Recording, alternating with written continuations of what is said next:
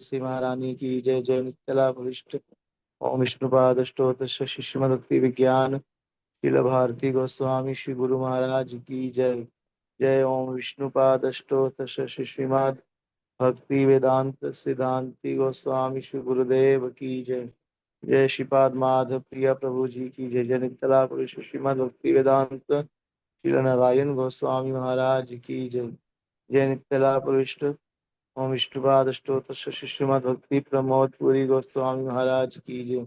जय नित्यला प्रभु श्रीमद भक्ति सिद्धांत सरस्वती गोस्वामी ठाकुर जगत गुरु शील प्रभुपाद की जय। सपाश शील प्रभुपाद की जय। समस्त रूपानुवर्ग की जय। अनंत कोटि वैष्णव वृंद की जय। समागत भक्त वृंद की जय। भुवन मंगलकारी हरे कृष्ण महामंत्र की जय। श्री जगन्नाथ बलदेव सुभद्रा सुदर्शन चक्र जू की जय। जगन्नाथपुरी धाम की जय। श्री पुरुषोत्तम मास की जय। निताई गौर प्रेमानंदे हरि हरि बोल। कदाचित् कालिन्दे तटविपिना सङ्गीततारारो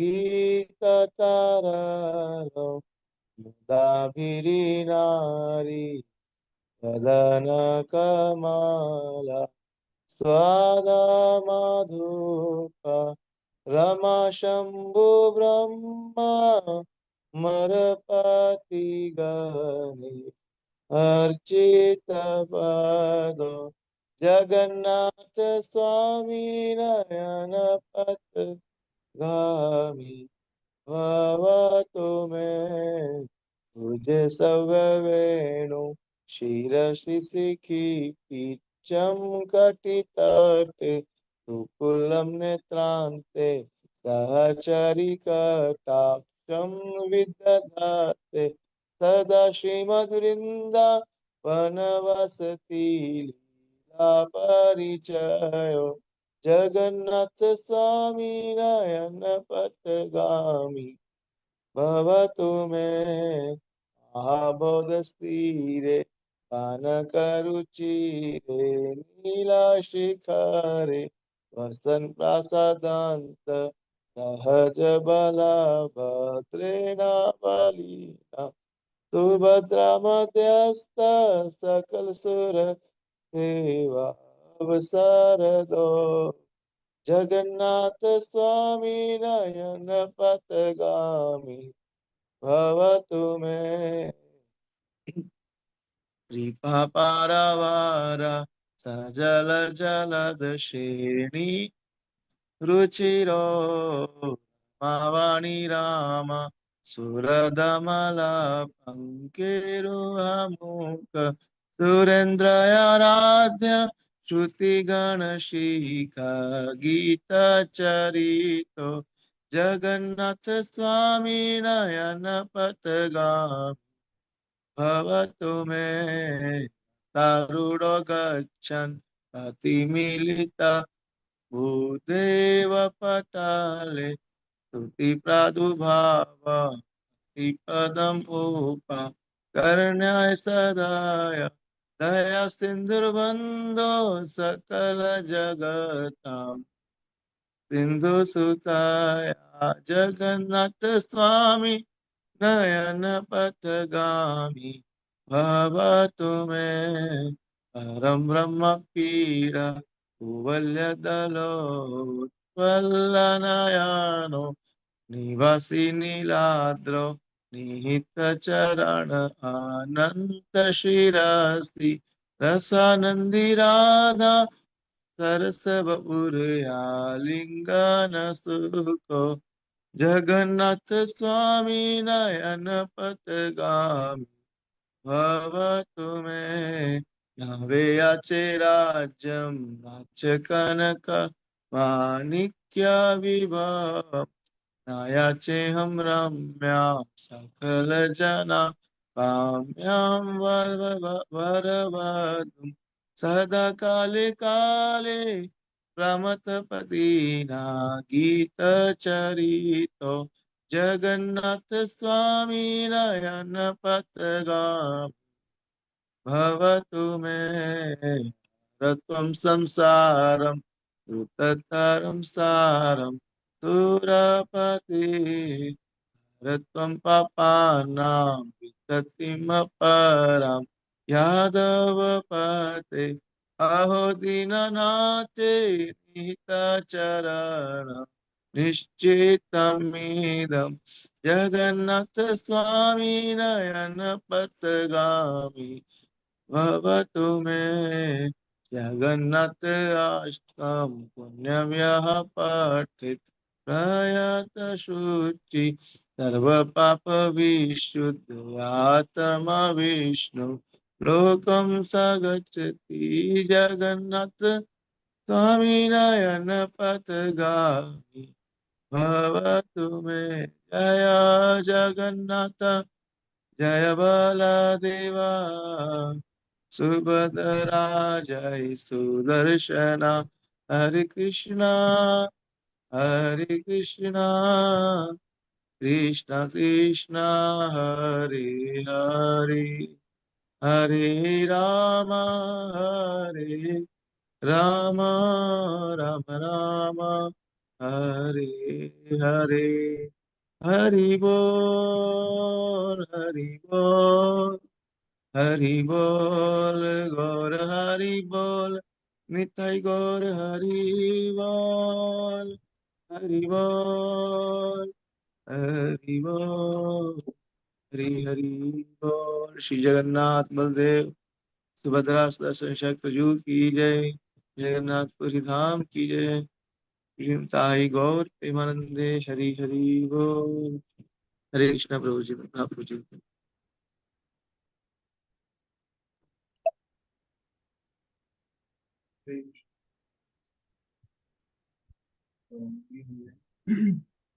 बड़े सुंदर रूप से जगन्नाथ जी का अष्टकम पढ़ा। तो ये जो चातुर्मास है और सॉरी पुरुषोत्तम मास है, ये पुरुषोत्तम मास इसमें हमें जैसे हमने सुना था नियमों का पालन करना चाहिए। भगवान को दीप दान करना चाहिए, लाडू दान करना चाहिए। आपकी आवाज कम आ रही है प्रभु जी।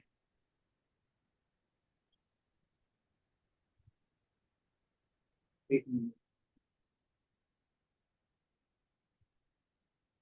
एक मिनट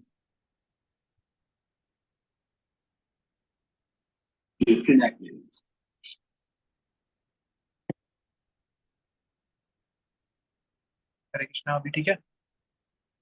हाँ हाँ, तो इतना सब करना चाहिए। तो ये जो नियम होता है भगवान, अगर हम नियम में रह के ठाकुर जी की सेवा करते हैं, धीरे धीरे धीरे धीरे जैसे जैसे हमारे गुरु जी बताते हैं वैसे वैसे अगर हम पालन करते हैं, कहा क्लियर जाता है नहीं आ कि रहा आपकी आवाज। हमारी जो इंद्रियां हैं, ये इंद्रियां, हरे कृष्णा। कहा जाता है कि इनका मुख्य काम क्या है?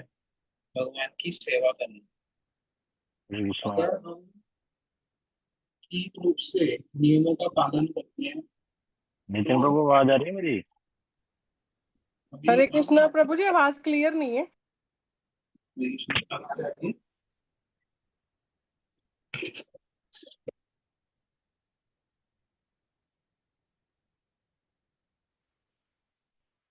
हरे कृष्णा। आवाज नहीं आ रही? बहुत फेंट आवाज है प्रभु जी।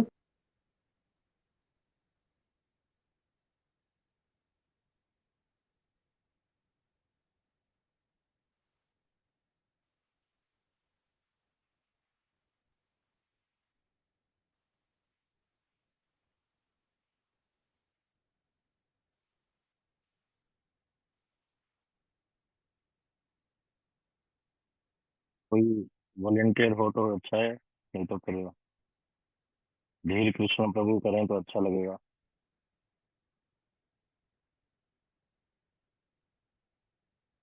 हाँ जी, हरे कृष्ण।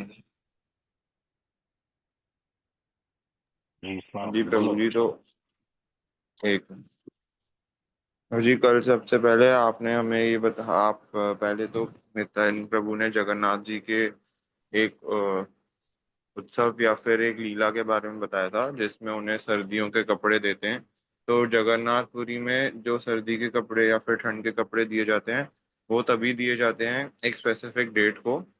पर जैसे वृंदावन में जो माधुर्य भाव की सेवा होती है उसमें जो वस्त्र होते हैं वो तभी प्रदान किए जाते हैं जब जो पुजारी या भक्त होता है उसी को ठंड लगती है। तो मतलब कि वहां पे एक स्पेसिफिक डेट को दिया जाता है, पर रूल्स के हिसाब से चला जाता है, पर यहाँ पे अपनी फीलिंग्स के हिसाब से चला जाता है। तो सबसे पहले ये बताया था। और फिर उसके बाद वो उससे बता रहे थे डेट, उस तिथि का नाम है ओडन षष्ठी। ओणन शश। ओडन षष्ठी, षष्ठी मतलब छठा, छठा दिन महीने का। ओडन ठीक। मतलब जिस दिन उनको, जगन्नाथ जी को सर्दी वाले कपड़े पहनाए जाते हैं। तो ये कथा कौन सुनाता था?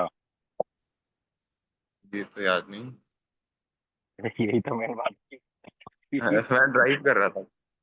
अच्छा, श्रीमद् भक्ति विज्ञान भारती गोस्वामी महाराज जी ये कथा सुनाते थे।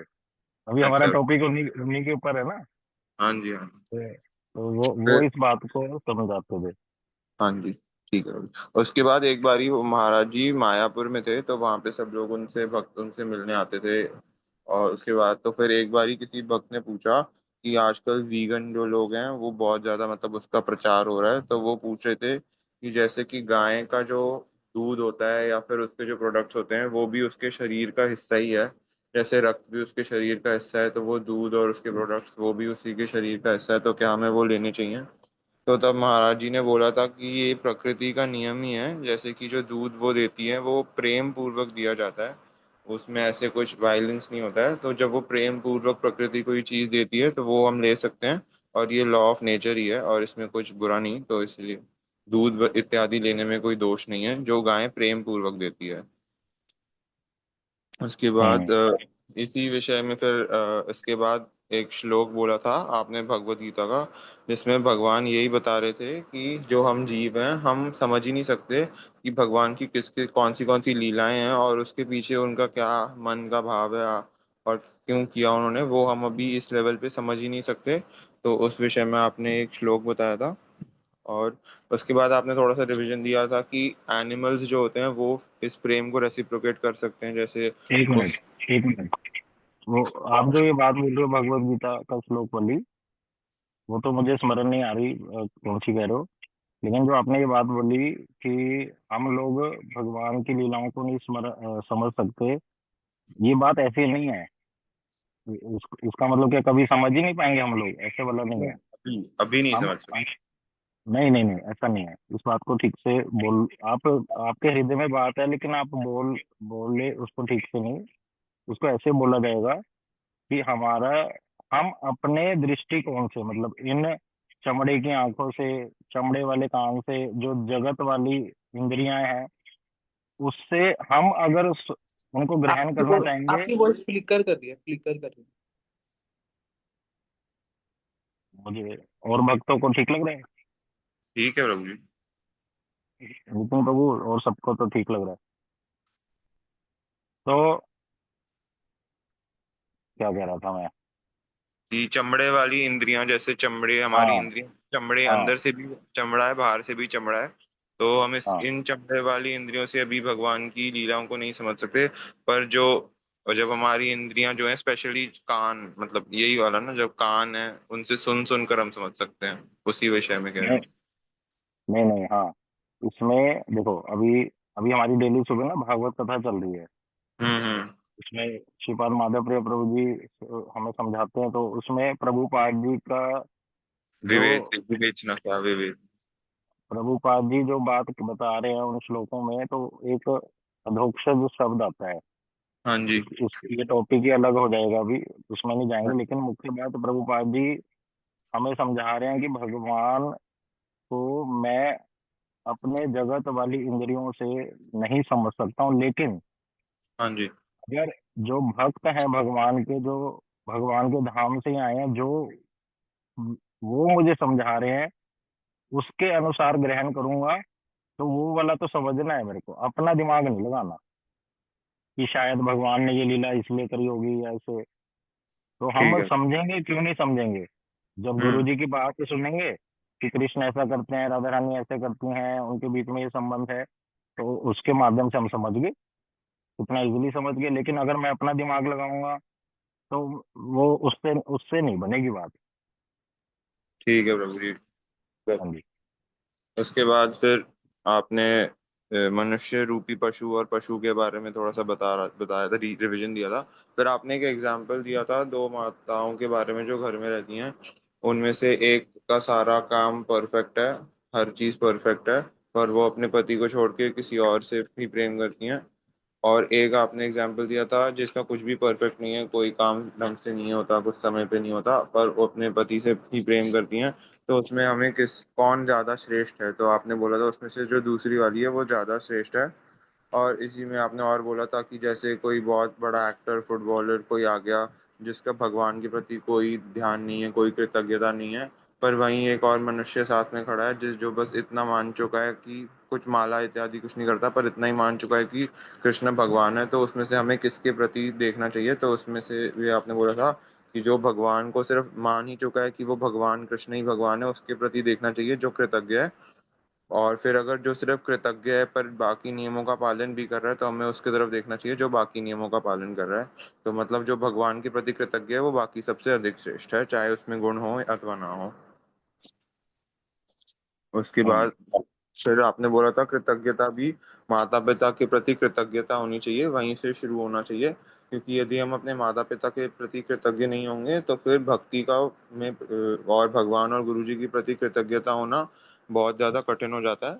और भक्ति करने से ही हमारे हृदय में जो कृतज्ञता आती है भगवान के प्रति, गुरु जी के प्रति, वो मतलब उसी से फिर कृतज्ञता हमारे हृदय में आती है और हम सबके प्रति कृतज्ञता महसूस करते हैं और अनुभव कर पाते हैं। और इसके विषय में फिर आपने महाप्रभु और गोपाल भट्ट गोस्वामी का एक उदाहरण दिया था। जब महाप्रभु गोपाल भट्ट गोस्वामी के घर से जब जा रहे थे तो उन्होंने बोला था कि मुझे भी आपके साथ ले चलो, मुझे आपके साथ रहना है।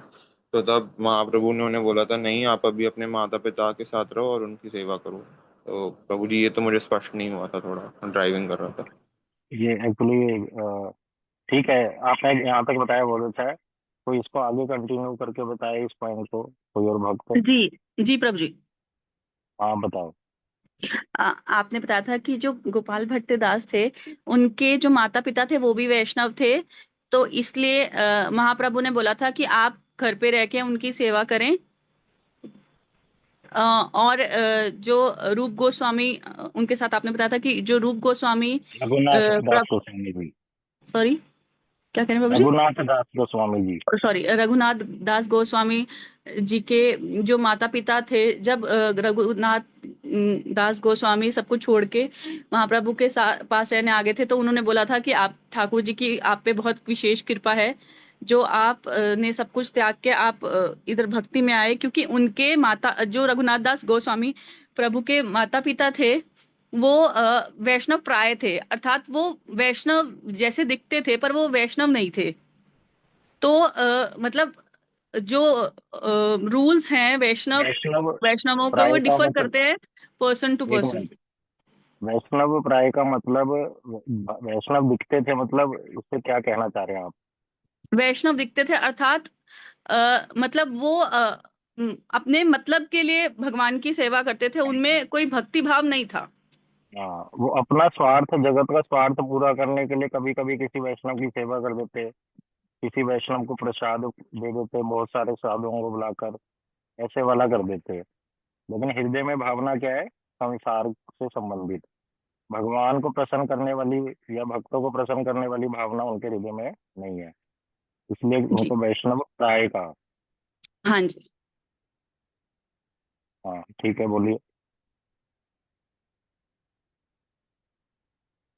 तो हरे कृष्णा।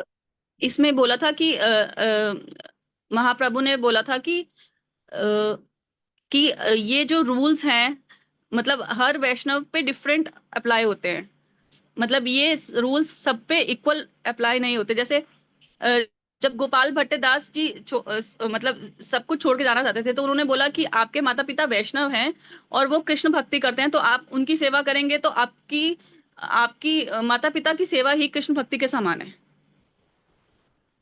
नहीं नहीं, माता पिता की सेवा कृष्ण भक्ति, ये नहीं नहीं, ये मिक्स नहीं करना। माता पिता भक्त हैं, और भक्त की सेवा करने से भगवान प्रसन्न होते हैं, ये भावना है यहाँ पर। ठीक है ना, जी यहाँ पर ये वाली भावना है।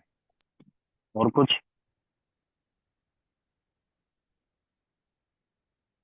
बस प्रभु जी, मुझे तो नहीं याद है। ठीक है ना, ठीक है, बहुत अच्छा है। और कोई धन्यवाद। भक्त, किसी को याद हो जो रूप गोस्वामी जी के विषय में लास्ट में हमने सुना था, गुरुदेव और रूप गोस्वामी जी से संबंधित? हरे कृष्ण प्रभु जी, दंडवत प्रणाम। आदरणीय प्रणाम दीदी, बोलो। प्रभु जी, इसमें महाराज जी बताते हैं कि रूपानुग हम परंपरा में आए हैं, तो हमें रूप गोस्वामी जी के प्रति कृतज्ञता रखनी चाहिए या गुरुदेव के प्रति। तो उसमें बताया जाता है कि हमें रूप गोस्वामी जी की तरफ पूर्ण कृतज्ञता रखनी चाहिए, किंतु गुरुदेव की तरफ हमारी कृतज्ञता जो है वो ज्यादा रहेगी, क्योंकि उन्हीं की कृपा से हम परंपरा में आए हैं, उन्हीं की वजह से हम रूप गोस्वामी जी को जान पाए हैं। इसके लिए उदाहरण कौन सा बताया था? शिला प्रभुपाद जी का प्रभुपाद जी का। शिला हम्म। प्रभुपाद जी का उदाहरण बताया था कि वो ठाकुर जी के प्रति पूरी कृतज्ञता रखते थे कि उन्होंने कृपा करके शिला भक्तिविनोद ठाकुर जी को, शिला गौरकिशोर दास बाबू जी महाराज को उनके जीवन में भेजा, लेकिन वो उनकी तरफ पूर्ण शरणागति और पूर्ण कृतज्ञता रखते थे कि उनकी वजह से ही वो ठाकुर जी के निकट जा पाए और उनके जीवन में कृष्ण भक्ति आ पाई। हम्म, ठीक है, सभी भक्तों ने बड़ा अच्छे से ग्रहण करने का प्रयास किया। तो ये जो कथा है, ये सारी हम जो सुन रहे हैं, ये शिला महाराज जी ने बताई हैं। तो जो स्त्री वाला उदाहरण था वो शिला महाराज जी देते हैं। ठीक है ना। हमें जो अंडरलाइन करने वाली बात ये है कि हम शिला महाराज जी के जो मुख से निकली हुई कथाएं हैं उसको हम सुन रहे हैं। तो क्या शिला महाराज जी बोलते थे वो ग्रहण करना है। और बीच बीच में जो माधव प्रिय प्रभु जी ने हमें समझाने के लिए उस पॉइंट को बात बताई है, वो माधव प्रिय प्रभु जी के पॉइंट्स हैं, इस बात को समझना है। ठीक है ना, इसमें से कोई मेरा एक भी पॉइंट नहीं है कि आप लोग समझें कि मैंने बताया है या मेरे में ये कोई क्षमता नहीं है। मैं बस रिपीट करने का प्रयास कर रहा हूँ जो माधव प्रिय प्रभु जी की कथा है महाराज जी के विषय में। तो हमारा जो, ठीक है, अभी अभी पहले हम नितिन प्रभु से कथा सुन लेते हैं, फिर उसके बाद आगे इस टॉपिक को कवर करेंगे। हरे हरे कृष्णा। अभी ठीक से आ रही है आवाज? हाँ। देखो, हम सभी लोग ये क्लास कर रहे हैं पुरुषोत्तम मास में। तो देखो कि यहाँ पे अभी कितने एक ही भक्त का वीडियो ऑन है ना? कितने लोग हैं उनका वीडियो ही ऑन नहीं है। देखो कितना प्रयास हो रहा है हमारे वासुदेव प्रभु जी। हाँ, वहाँ पे इतनी सेवा होती है, सब होती है, फिर भी समय निकाल रहे हैं, सब चीजों के लिए कर रहे हैं। आप सबको भी थोड़ा कोशिश करनी चाहिए कि वीडियो ऑन करें। इससे क्या होता है, उत्साह मिलता है देख के भक्तों को। और क्या होता है कि आ, देखो, ऐसे कोई हमें हमें कोई अच्छा नहीं लगता ऐसे सबसे वीडियो जबरदस्ती करा के या ऐसे बोल के।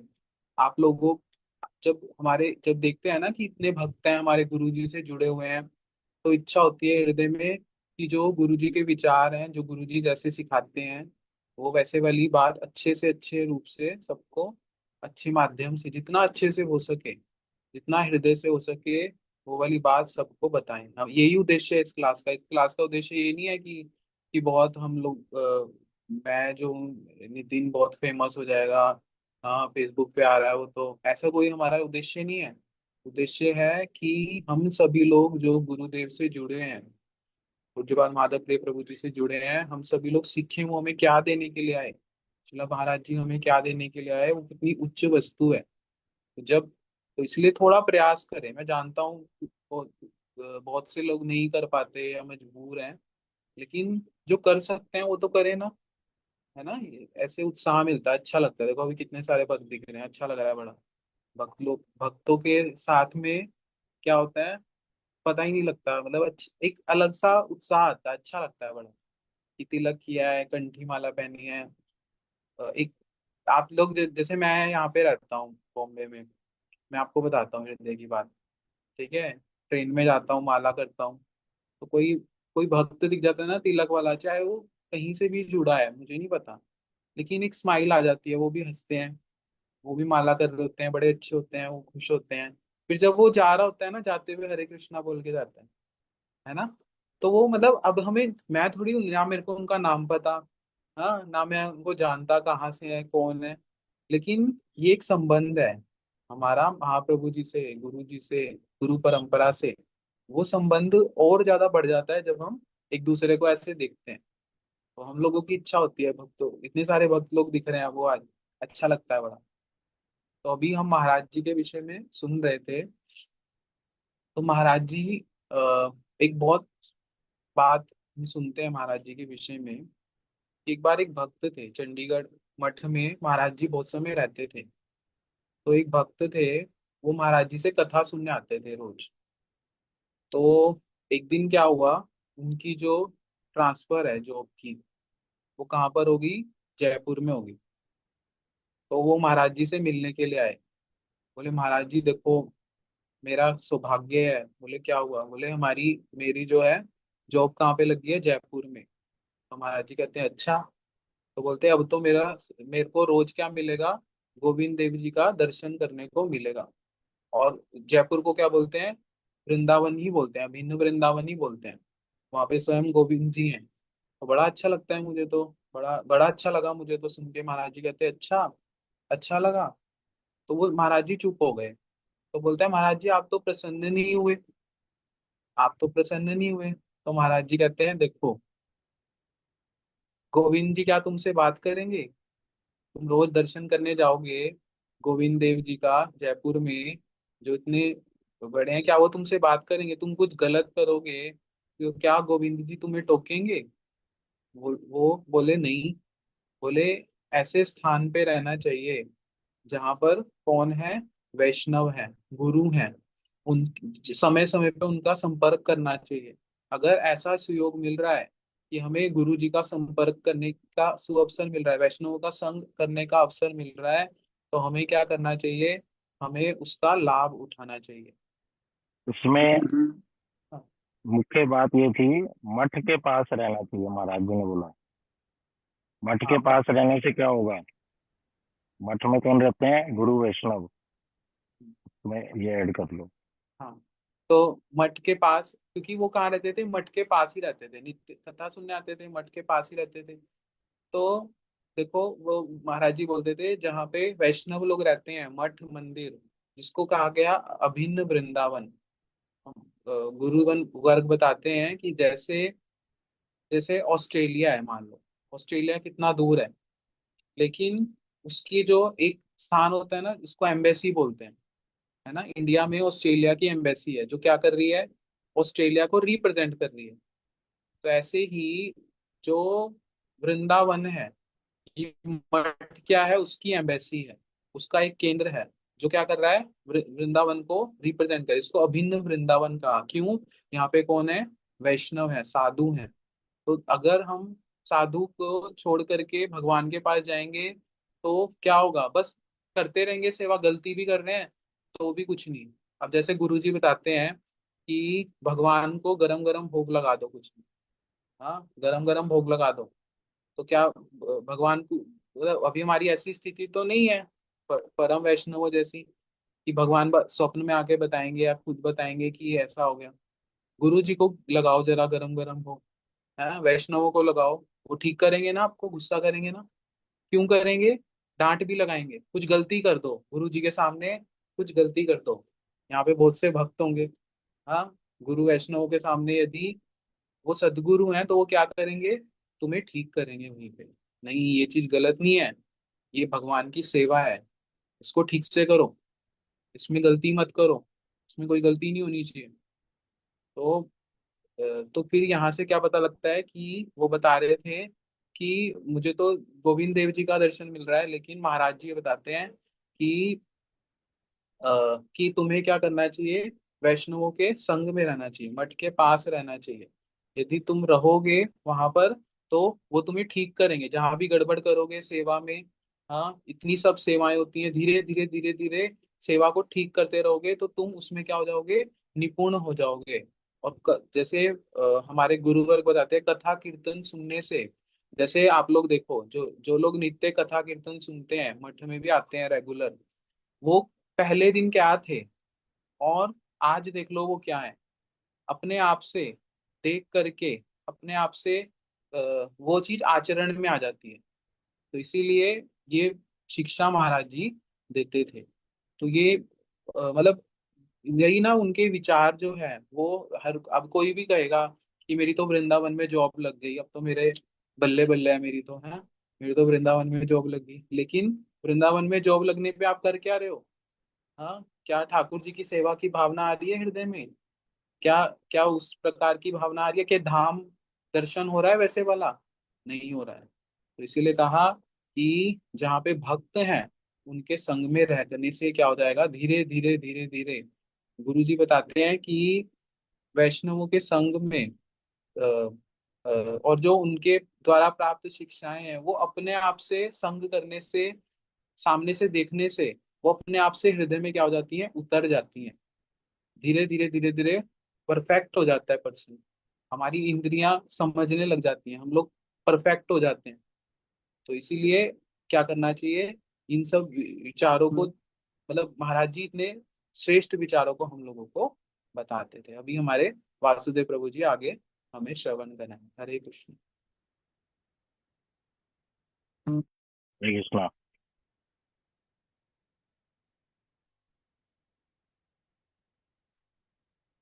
ओम अज्ञानतिमिरान्धस्य ज्ञानञ्जनशलाकया चक्षुरुन्मिलितं येन तस्मै श्रीगुरुवे नमः। श्री कृष्ण चैतन्य प्रभु नित्यानंद श्री अद्वैत गदाधर शिवासादि गौर भक्त वृंद। बोलो हरे कृष्णा कृष्णा कृष्णा हरे हरे, हरे राम राम राम हरे हरे। तो आज श्री पुरुषोत्तम महीने का पंचम दिवस, फिफ्थ डे, और हम लोग श्री श्रीमद् भक्ति विज्ञान भारती गोस्वामी महाराज जी की कथाओं को सुन रहे हैं। उनके जीवन चरित्र में कैसे वे शिक्षा हमें प्रदान करते हैं, इतना इजी कर देते हैं भक्ति के। जो भागवत में जो बातें लिखी हैं, जिसको देखो आज के समय में हमें पता है, हम में से कोई भी पढ़ता ही नहीं ग्रंथ, समय ही नहीं दे पाते, वैसे वाली रुचि भी नहीं है। और ये गुरु वर्ग क्या करते हैं, उन भागवत के विचारों को अपनी कथाओं के माध्यम से हमें प्रदान करते हैं। और कैसे प्रदान करते हैं, बहुत उसको इजी कर देते हैं समझाने के लिए, उदाहरणों के माध्यम से। और महाराज जी की जो विशेष बात क्या है कि उनके जीवन में कोई घटना घटी, जैसे उन्होंने न्यूज़पेपर का वो आर्टिकल पढ़ा, तो उसको कैसे भगवान की भक्ति से, भागवत की शिक्षा से संबंध उन्होंने शिक्षा ग्रहण करी। मानो वो ये हमें समझा रहे हैं कि हमें भी कैसे शिक्षा ग्रहण करनी है। अभी तो हम नहीं समझ पाते, लेकिन महाराज जी अपने जीवन चरित्र से समझा रहे हैं कि कैसे जो मैंने शिक्षा ग्रहण करी, उस शिक्षा को हमें भी कैसे ग्रहण करना है।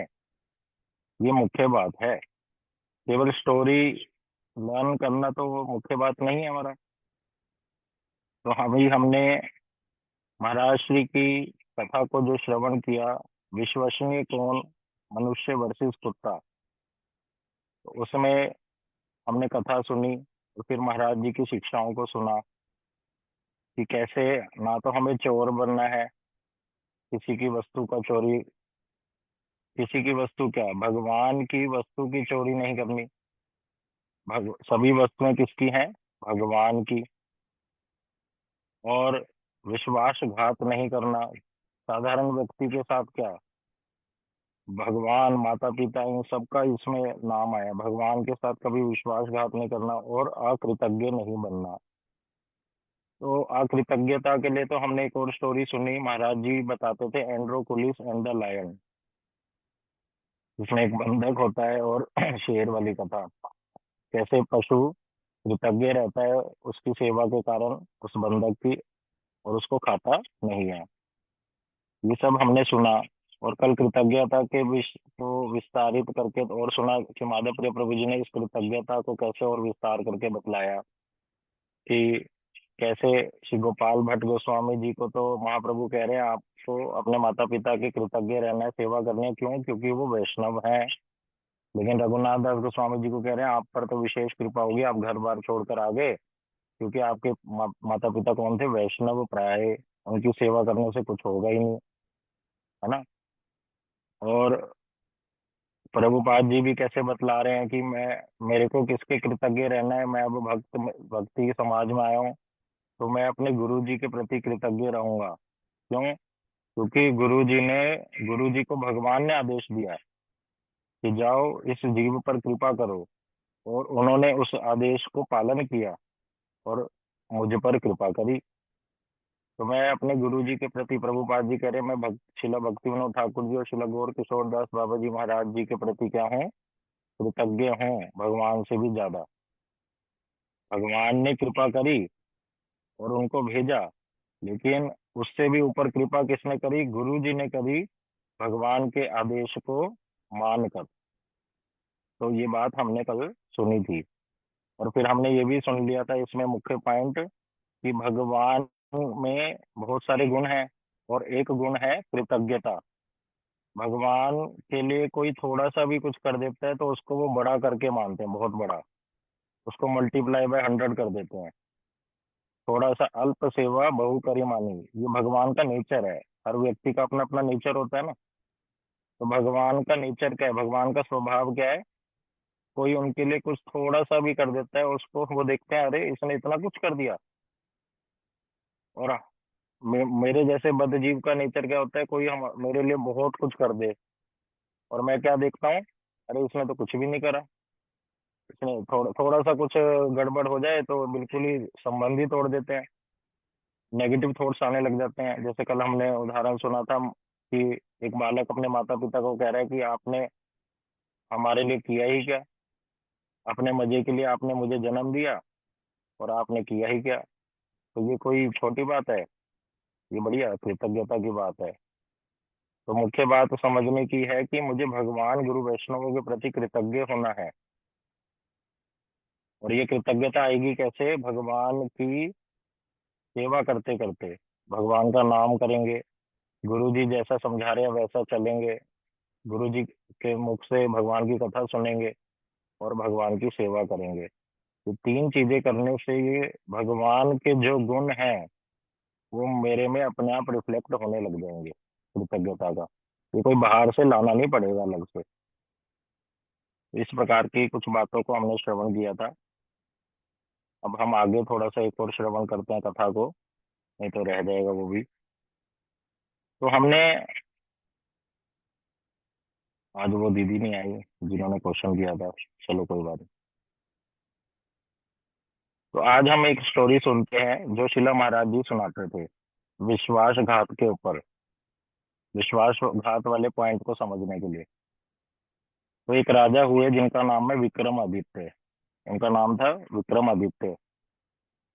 और उनके यहाँ जो एक पुत्र था, एक समय वो वन में गया, जंगल में गया कुछ लोगों के साथ। लेकिन दैववश क्या हुआ, वो भटक गया, अपने ग्रुप से बिछड़ गया। जो सेनापति सैनिक उसके साथ गए होंगे वो बिछड़ गया और उसको रास्ता नहीं मिला। तब उसने एक क्या देखा कि उसके पीछे क्या पड़ गया, शेर। अब वो दौड़ता है और दौड़कर एक पेड़ के ऊपर चढ़ जाता है। पेड़ पे जैसे ही चढ़ता है एक टहनी के ऊपर, तो वहां क्या देखता है, भालू बैठा है। अब उसको समझ आ गया आज तो मैं गया, नीचे शेर है और मैं जिस टहनी पे चढ़ गया हूँ कौन बैठा है, भालू। लेकिन देखो भालू क्या कहता है, भालू कहता है तुम डरो मत, तुम अभी भयभीत हो और मेरा नियम है जो भयभीत होते हैं मैं उनको खाता नहीं। मैं तुम्हें वचन देता हूँ, तुम अभय हो जाओ, तुम अपने हृदय से भय को निकाल दो, मैं तुम्हारी सहायता करूंगा। तुम यहाँ आज रात को ऊपर मेरे साथ रहो और सुबह जब सूर्य उदय होएगा ये शेर अपने आप चला जाएगा। तब तुम अपने राज्य में चले जाना। ऐसा ही हुआ। भालू ने उसको वचन दिया और अपने साथ बिठा लिया। नीचे से शेर देख रहा है सब कुछ। अब भालू ने उससे पूछा, राजा के पुत्र से, राजकुमार से, कि पहले तुम सोओगे या मैं सोऊं, क्योंकि हम दोनों तो एक साथ नहीं सो सकते, एक को दूसरे की रखवाली करना पड़ेगा। हालांकि ये शेर ऊपर नहीं आ सकता, लेकिन सोते सोते हम नीचे गिर गया तो कोई हम में से तो राजकुमार ने कहा कि पहले मैं सो जाता हूँ, मैं बहुत थका हुआ हूँ। ठीक है तुम सो जाओ, मैं तुम्हारी पहले रखवाली करता हूँ, भालू ने कहा। भालू उसकी रखवाली करने लगा। नीचे शेर अब क्या बोलता है, इधर विक्रमादित्य का पुत्र सो गया है, भालू जाग रहा है, नीचे शेर खड़ा है। तो शेर ने भालू से कहा, अरे तुम पागल हो गया, जो मनुष्य के ऊपर क्या कर रहे हो, विश्वास, कभी भी मनुष्य के ऊपर विश्वास मत करो, वो किसी का नहीं है। देखो, पशु भी हमारे बारे में क्या बात करते हैं आपस में। वो भी जानते हैं कि कितनी बुरी हालत है मनुष्यों की। तो वो क्या कह रहे कि भाई, ये मनुष्य धोखा देगा तुम्हें, तुम क्या करो, ये देखो तुम्हें तुम्हें ही मारेगा, शिकार के करेगा, तो जब ये ठीक ठाक पहुंच जाएगा, फिर बाद में वन में आके हम लोगों का ही शिकार करेगा। तुम इसको नीचे फेंक दो। और तुम्हें तो पता ही है, जब मैं मेरा पेट भरा होता है तो मैं किसी और प्राणी को नहीं मारता, तो मैं तुम्हें भी छोड़ दूंगा। भालू ने कहा, मैं अधर्म के रास्ते में नहीं चलूंगा।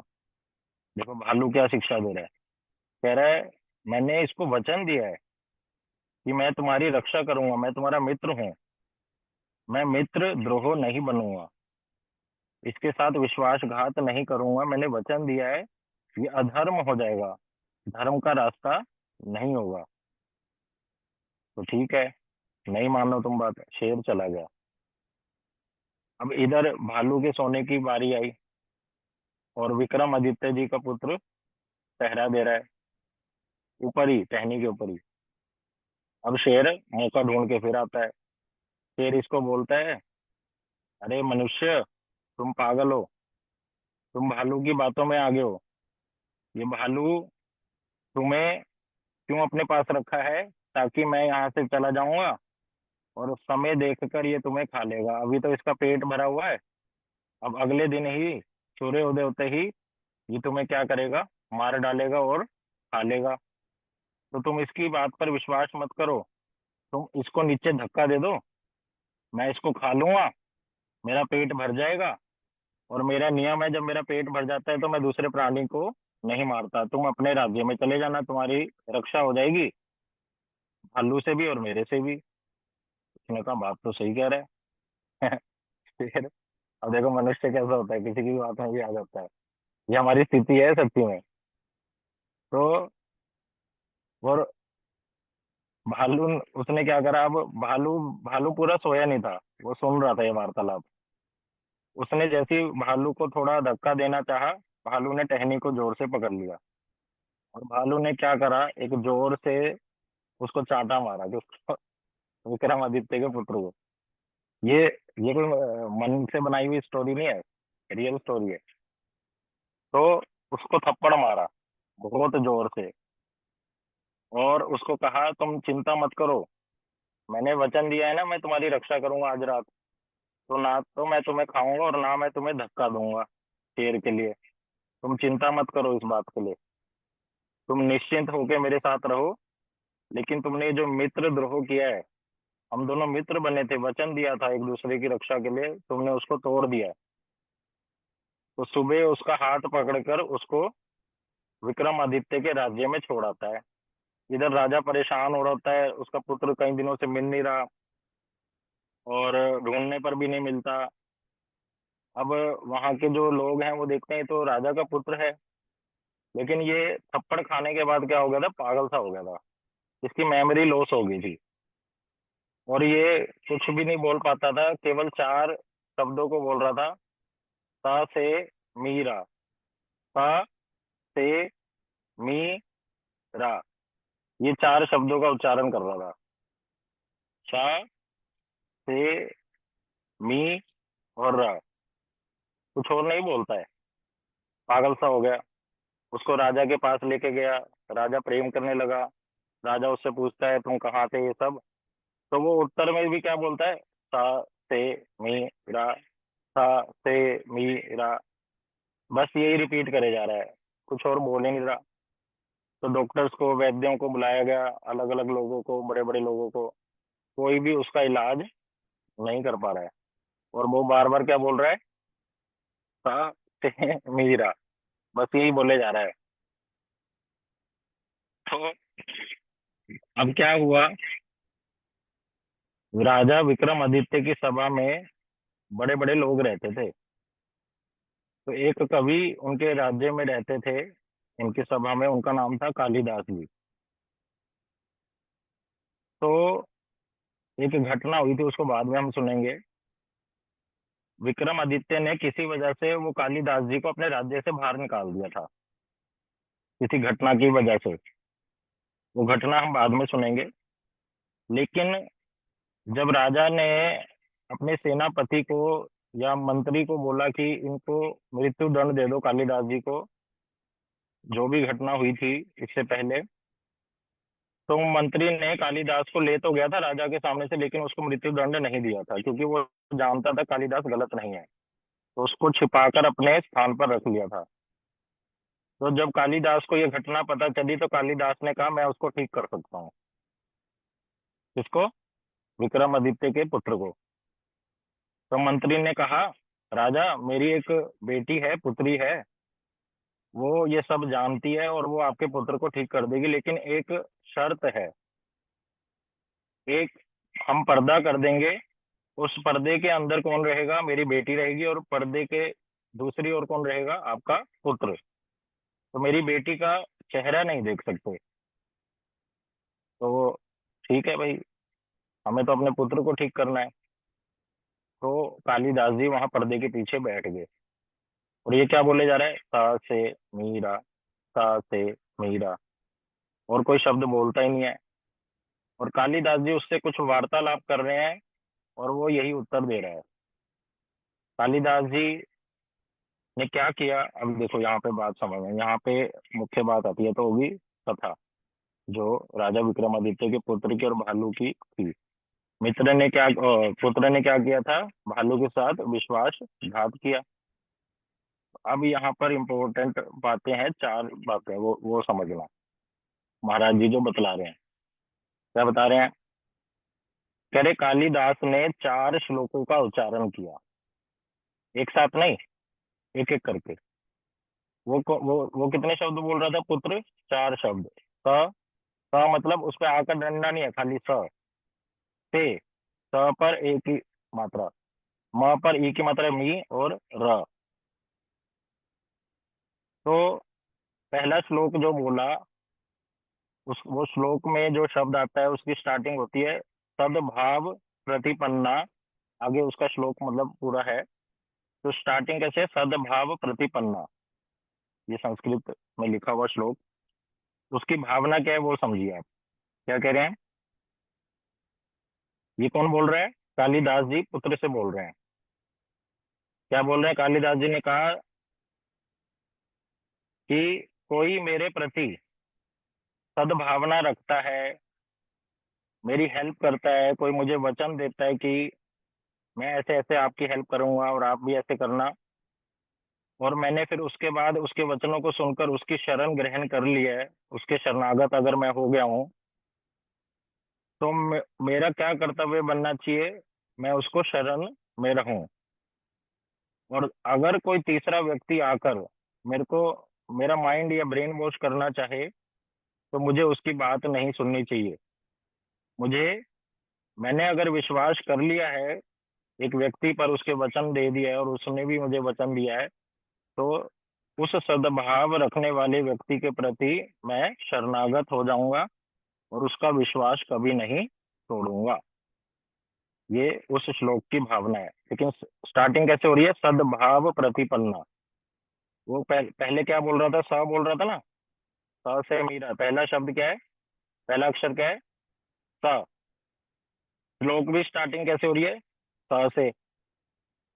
तो जैसे ही ये श्लोक बोला और उस पुत्र ने इस श्लोक का अर्थ समझा कि मैंने तो बहुत बड़ी भूल करी, भालू को वचन दिया था, उस वचन को तोड़ दिया, पहले मैं उसको शरणागत हो गया था और शेर की बातों में आकर मैंने उसकी शरण छोड़ दी और उसके साथ विश्वासघात किया।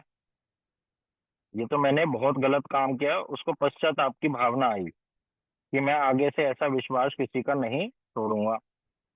तो उसका स बोलना बंद हो गया, पहला अक्षर बोलना बंद हो गया। और अब क्या है? से मीरा, से मीरा। अब दूसरा श्लोक क्या बोला, समझ आ रहा है आप लोगों को? हाँ जी प्रभु जी। जी प्रभु जी। ठीक है, ठीक है, ठीक है। तो अब इस दूसरा श्लोक जो बोला वो से शुरू होता है। हेतु गत्वा भ्रम गाति प्रमुचेत मित्र द्रोणा विमुचेत। ये श्लोक उन्होंने बोला। इन्होंने बोला, कालिदास जी ने। और इसका अर्थ क्या है वो सुनिए। पहला शब्द क्या है? सेतु। सेतु बंद एक जगह का नाम है। रामेश्वरम नाम सुना है आपने? धाम का नाम। रामेश्वरम में क्या करा था भगवान ने? सेतु का बंधन किया था ना। तो उस स्थान का नाम सेतु बंद भी है। रामेश्वरम का एक नाम सेतु बंद भी है। तो कह रहे हैं, क्या कह रहे हैं आप यहाँ पे ध्यान से सुनिए। कह रहे सेतु बंद अर्थ रामेश्वरम में जाकर भी मित्र से द्रोह करने वाले का दोष नहीं जाता। कह रहे किसी व्यक्ति ने अगर अपने मित्र से, जिसने मित्रता रखी, मित्र मतलब जो एक दूसरे पर विश्वास करेंगे, सारी बातों को शेयर करेंगे, अपनी हृदय की बातों को शेयर करेंगे और जो वचन दिया उस पर खरे उतरेंगे।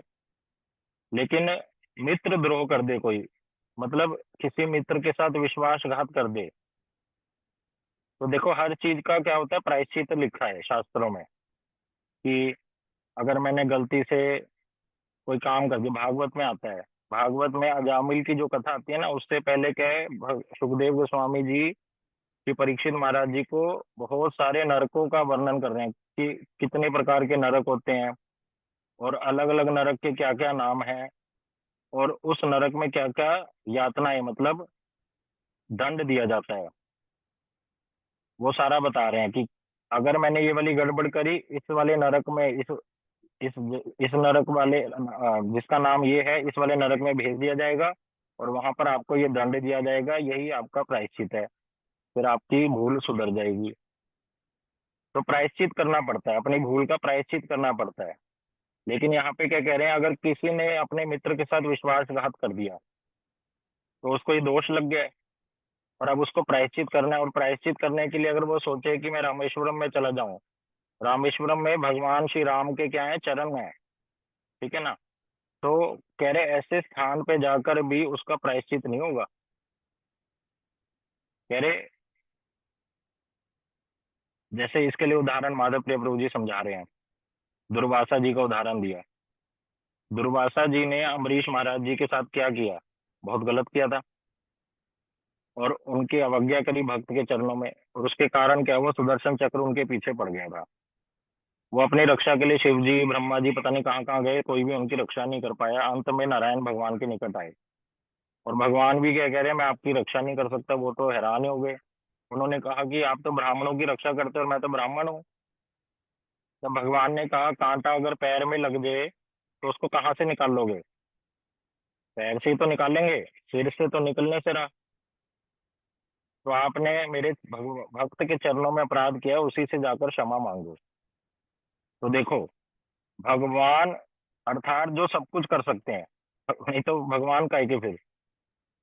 लेकिन भगवान के चरणों में वो आया, दुर्वासा जी आए और क्षमा मांग रहे हैं। लेकिन भगवान भी, कुछ ऐसी स्थितियां हैं जहां पर भगवान की भी नहीं चल पाती है। यहाँ से क्या समझना है, मतलब कि मैं अगर सोचूं मैंने मित्र के साथ विश्वासघात कर लिया और सेतु बंद, मतलब रामेश्वरम में जाऊंगा और दर्शन करूंगा, मेरा ये प्रायश्चित हो जाएगा, तो कह रहे नहीं हो पाएगा।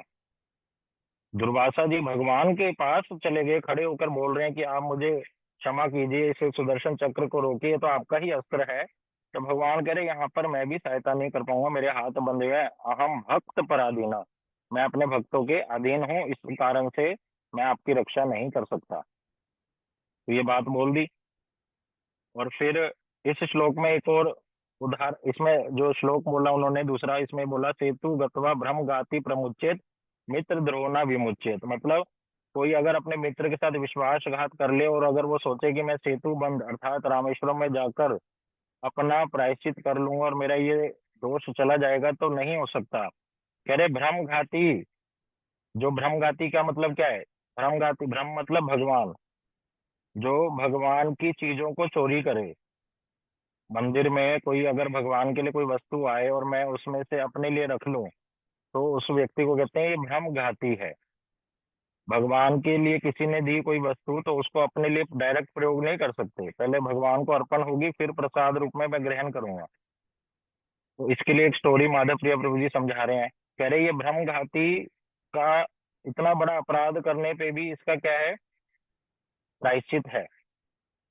लेकिन मित्र के साथ कोई विश्वासघात कर दे तो उसका प्रायश्चित नहीं है, रामेश्वरम में जाकर भी नहीं होगा। तो इसके लिए क्या स्टोरी सुनाते हैं माधव प्रिय प्रभु जी राम जी की, कि भगवान राम के पास एक कुत्ता आया।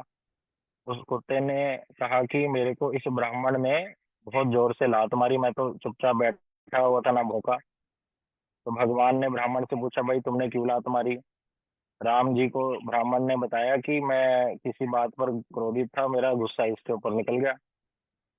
तो कुत्ते से ही पूछा, राम जी ने कहा मैं तो ब्राह्मणों के ऊपर शासन नहीं करता, तुम ही बता दो इनको क्या दंड दूं। कुत्ते ने कहा आप इनको महंत बना दो। राम जी भी कह रहे क्या बोल रहे हो भाई, तुम तो कह रहे हो इसको दंड देना है। कह रही यही इसका दंड है कि इस मंदिर का महंत बना दो, पुजारी बना दो। क्या क्यों? कह रहे कुत्ता बता रहा है, कह रहे पहले मैं भी पुजारी था उस मंदिर का, और मैं क्या करता था, भगवान के लिए जो वस्तु आती थी उसको अपने लिए चोरी कर लेता था, और उसका रिजल्ट क्या हुआ, मेरे को कुत्ते की योनि मिली, कुत्ता बनना पड़ता है। और फिर यही इसका प्रायश्चित है, कुत्ते की योनि में भटको और उसके बाद फिर वो आपका दोष जाएगा। तो इस श्लोक में क्या कह रहे हैं कि मित्र के साथ अगर कोई विश्वासघात कर दे तो उसका प्रायश्चित रामेश्वरम में जाकर भी नहीं होगा, भगवान के चरणों में मतलब। लेकिन कोई भ्रम घाती भी है उसका भी प्रायश्चित है, लेकिन मित्र के साथ द्रोह करने का कोई अगर विश्वासघात करे उसका कोई प्रायश्चित नहीं है। तो जब ये बात उसने सुनी, किसने? पुत्र ने, तो उसका से शब्द बोलना भी बंद हो गया। अब क्या बोल रहे हैं? मीरा, मीरा। अब मीरा बोल रहे हैं तो तीसरा श्लोक कालिदास जी ने बोला कि मित्र घाती विश्वास घाती यावत चंद्र दिवाकर। क्या बोला कि मित्र के साथ अगर कोई विश्वासघात करता है तो उसका प्रायश्चित कभी भी नहीं हो सकता जब तक सूर्य चंद्र रहेंगे। सूर्य चंद्र कब तक रहते हैं? हमेशा के लिए रहेंगे। जब प्रलय हो जाएगा तब ये छुप जाएंगे, भगवान के अंदर समा जाएंगे, और फिर भगवान जब दोबारा सृष्टि करेंगे फिर सूर्य चंद्र आ जाएंगे। तो मित्र घाती, देखो विश्वासघात का कितना बड़ा नेगेटिव रिजल्ट है, यहाँ पर ये बतला रहे हैं महाराज श्री। तो जब ये उसने सुना तो उसके हृदय में, तो पुत्र के हृदय में आ गया मैंने तो बहुत बड़ी भूल कर दी। और वो मन मन में क्या सोचता है, रोने लगता है कि क्या इसका कोई भी मतलब कोई उपाय है ही नहीं?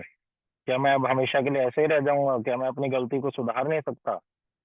तब कालिदास जी ने बोला सुधार सकते हो। चौथा श्लोक बोला, ये इंपॉर्टेंट है अब यहाँ सुनने वाला। तो क्या बोल रहे हैं? स से मीरा, स भी बोलना रह गया, से भी खत्म हो गया, और मी भी, अब र र र बोलता है। तो तीसरा श्लोक किससे शुरू हुआ था? मित्र, मी शब्द से, इसलिए मी बंद हो गया। अब र वाले शब्द से शुरू होगा श्लोक चौथा। क्या कह रहे हैं? राज ऋषि राजपुत्रेषु यदि कल्याण इच्छति ब्राह्मण दान और देवता आराधना कुरु। क्या बोला? कह रहे चाहे कोई राज ऋषि हो, मतलब राजाओं के जो यहाँ पे ऋषि मुनि होते हैं उनको राज ऋषि बोलते हैं, और चाहे राजा का पुत्र ही क्यों ना हो। देखो राजा का पुत्र बनना कोई साधारण बात नहीं होती, बहुत बड़े कर्म करके, अच्छे कर्म करके पुत्र, राजा का यहाँ पर पुत्र जन्म प्राप्त होता है या राज ऋषि बना जाता है। कह रहे ये सब राज ऋषि हो या राजा का पुत्र ही क्यों ना हो, अगर वह मित्र घाती बन जाए, अगर वह गलती से मित्र घाती बन जाए, विश्वासघात कर बैठे अपने मित्र के साथ, तो उसके लिए क्या उपाय है, उसके कल्याण का मार्ग क्या है? भगवान के और भगवान के जो भक्त हैं और भगवान उनकी आराधना करना। क्या बोला? कि ये मित्र के साथ जो विश्वासघात वाला दोष है, ये कैसे जाएगा? भगवान के भक्त और भगवान की सेवा करने से ही ये दोष जाएगा। तो ये जैसे ही उसने सुना पुत्र ने, उसने अपना हृदय में निश्चय कर लिया कि मैं भगवान और भगवान के भक्तों की सेवा करूंगा। तब उसका र शब्द भी बोलना बंद हो गया। तो ये मुख्य बात क्या बताई कि देखो, ये तो गुरुजी से हम कितनी बार सुनते हैं, जितने भी हमारे ये ऋण हैं, कोई भी हमारी गलतियां हैं, दोष हैं, ये कैसे जा सकते हैं? भगवान और उनके भक्तों की सेवा करने से। कितना बड़ा ये वो बात है, अजामिल के चरित्र में भी आता है, कल सुनेंगे थोड़ा सा। तो इस प्रकार विक्रमादित्य ने खुश हो गया कि मेरे पुत्र की जो बीमारी थी वो ठीक होगी। तो वो भूल गया था कि उसको मंत्री ने कहा था कि मेरी बेटी पर्दे के अंदर रहेगी, कोई आना मत। लेकिन वो खुशी के मात्रे एकदम से दौड़ा उसको मिलने के लिए। और जैसे ही दौड़ा तो कौन बैठा है? कालिदास जी। तो कालिदास जी को तो ये अपने राज्य से निकाल चुका था, मृत्यु दंड दे चुका था। लेकिन राजा को आश्चर्य ये नहीं हुआ कि कालिदास जी कहाँ से आ गए। उन्होंने बस ये कालिदास जी से ये पूछा कि आपको ये उपाय कैसे पता चला मेरे पुत्र को ठीक करने का। उन्होंने चार बातें पूछी। क्या? कि आपको कैसे पता चला कि मेरे पुत्र ने भालू के साथ विश्वासघात किया? दूसरा, फिर भालू ने दंड के स्वरूप उसको थप्पड़ मार दिया बहुत जोर से। और तीसरा, उस इस जो उसने दोष किया विश्वासघात वाला, उसकी बीमारी ये लग गई। और इस बीमारी का उपाय आपको कैसे पता चला कि ये बीमारी ऐसे ठीक होगी? तो अब ये जो इम्पोर्टेंट, सबसे मोस्ट इम्पोर्टेंट पॉइंट जो है इस कथा का, वो ये है कालिदास जी के वचन। कालिदास जी ने क्या बोला? कह रहे कालिदास जी ने बताया, देव गुरु प्रसादे अयम भानुमत्याम तिलम यथा। क्या बोले? जय, देखो अब यहाँ पर वो घटना आ रही है जो हमने छोड़ दी थी।